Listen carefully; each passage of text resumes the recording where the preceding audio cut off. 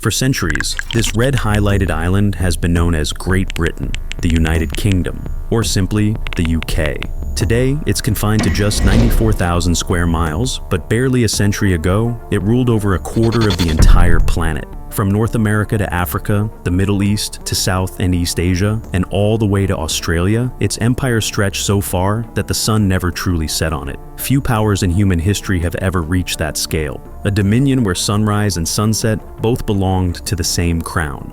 But that once mighty empire has slowly crumbled. Piece by piece, century by century, it's been reduced to a nation now facing one of the worst economic crises in its modern history.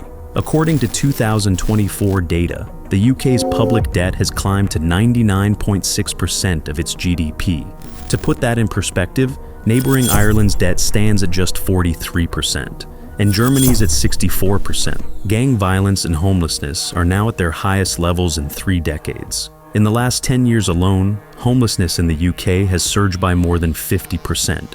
Those high salaries and wages that once drew workers from across the world to London, they've been stuck at 2008 levels for 16 years, while inflation has soared to its highest point in 40. Thousands of skilled workers are leaving the country in search of better pay abroad. In what was once the world's 6th largest economy, nearly 10 million people now live in absolute poverty. The NHS, once hailed as a model of healthcare for the entire world, is collapsing under its own weight. More than 8 million patients, many in critical condition, are trapped on hospital waiting lists. And it's not just healthcare. Every major public sector is in crisis, from law and order to transport. The result, the UK has become the worst performing nation in the developed world. The question is, how did the most powerful nation in human history end up here? A country that once ruled the world. What went so wrong that it's now trapped in one of the deepest crises of its time? To understand that, we need to go back to 2016, the year Britain decided it no longer wanted to be part of the European Union. On June 23, 2016, a national referendum was held, and half of British voters chose to leave the EU. That single moment marked a turning point, the beginning of the UK's economic decline. But before we go further, it's important to understand why the European Union was created in the first place. When World War II ended, Europe was exhausted. Its cities destroyed, its economies shattered. The continent's leaders realized that if they kept fighting among themselves, their money and resources would forever be wasted on building armies and defending borders. Look at a map of Europe. It's a cluster of small, tightly connected nations. The leaders understood that as long as each country acted alone, there could never be lasting peace, and progress would remain impossible. That's why, in 1952, 6 nations, Belgium, France, Germany, Italy, Luxembourg, and the Netherlands came together to form the European Coal and Steel Community. The goal was simple: rebuild their economies through cooperation. The results came almost immediately. After World War II, France needed coal and steel to rebuild its infrastructure. Germany, rich in both resources, sold them to France at remarkably low prices. The outcome benefited both sides. France got cheap raw materials, and Germany gained a reliable buyer for its resources.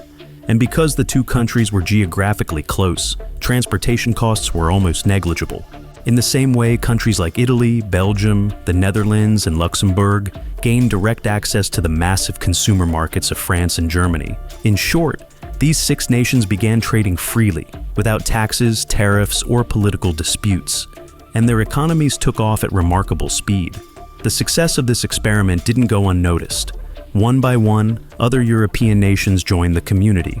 By 1993, 12 countries had become members, and the European Union had emerged as one of the most powerful organizations in the world, a collective of modern superpowers bound by shared prosperity. The EU's biggest advantage was freedom, the freedom of movement, of trade, and of opportunity. Any citizen living in Europe could move to another member country to work, start a business, or buy a home, without restrictions. Goods too could flow freely across borders, with no extra taxes or fees. For example, a furniture manufacturer in Greece could easily sell his products in the UK without paying additional tariffs. And whenever Europe negotiated trade deals with countries outside the continent, it didn't do so individually. It negotiated as a united bloc. Naturally, that gave every member state far greater bargaining power on the global stage. But that raises a question. If being part of the European Union came with so many benefits, why did the UK choose to leave? The answer lies in three main reasons. First, Britain believed that the real benefits of the European Union were going to other countries, not to itself. Between 2012 and 2016, European nations caught around 750,000 tons of fish from British waters, while the UK, in return, caught only 90,000 tons from EU waters. Similarly, in 2013, the UK contributed £17 billion to the EU budget, but received only £6.3 billion in return. To many Britons, it felt like their country was being taken advantage of. Second, immigration. As more Eastern European countries like Poland, the Czech Republic, and Hungary joined the EU, millions of their citizens began moving westward, especially to the UK, in search of better jobs and higher wages.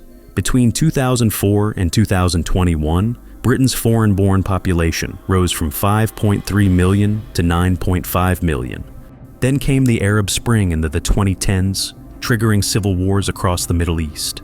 In response, the EU opened its borders to refugees, and once again, Britain became a primary destination. Public infrastructure, jobs, and wages came under growing pressure, and slowly, a belief began to take hold that the root of Britain's problems lay in EU policies. This gave rise to a third, and far more emotional reason: sovereignty. Many Britons began to feel that their country would be better off making its own decisions, free from the burden of others. That sentiment, a call to take back control, became the defining force behind the 2016 referendum, the moment when Britain finally chose to part ways with the European Union. But contrary to expectations, Brexit only made things worse. According to the Bank of England, between 2016 and 2021, investment in the UK fell by 25%. Then came two more shocks: the COVID-19 pandemic and the Russia-Ukraine war, both of which pushed the economy into an even deeper crisis. On one side, investment was drying up. On another, Britain was sending billions in aid to Ukraine. And on top of that, energy sanctions meant it could no longer buy cheap oil and gas from Russia. Trade, too, took a major hit. Before Brexit, the European Union had been the UK's largest trading partner. Nearly 48% of all imports came from the EU, completely free of tariffs or duties. But after leaving, British goods could no longer move freely across European markets. In 2020, London tried to fix this by signing a free trade agreement with Brussels. But by then, the damage was already done. The UK's biggest weakness lies in the structure of its economy. It's service-based, not manufacturing-based. And the service sector is always the first to suffer during financial shocks. The 2008 global financial crisis had already shown this clearly. When markets in Europe and the US collapsed, manufacturing economies like China's managed to recover faster. Essential goods, water, soap, razors, kept selling, but industries built on finance and IT saw mass layoffs and closures. Manufacturing doesn't just offer more stability, it also creates far more jobs than services ever can. And post-Brexit, Britain was hit by another blow: a severe labor shortage. By 2024, the country faced a shortfall of over 30,000 nurses alone. At the same time, the pound's value was falling, investment was shrinking, money was leaving the country, and the government was running out of funds even for essential services like healthcare. To make matters worse, Europe no longer feels responsible for Britain's troubles. After all, the decision to leave was entirely Britain's own. Jobs are vanishing, inflation keeps climbing, and public anger is rising with it. Sometimes that frustration turns toward immigrants. Other times, it spills over onto people of different nationalities. The truth is, Britain hasn't faced conditions like this in generations. The outcome is clear. The United Kingdom is in a deep crisis. A mix of poor decisions and short-term thinking has brought a once world-dominating empire to its knees. And if things continue this way, we may soon witness, before our very eyes, the complete fall of the Great British Empire.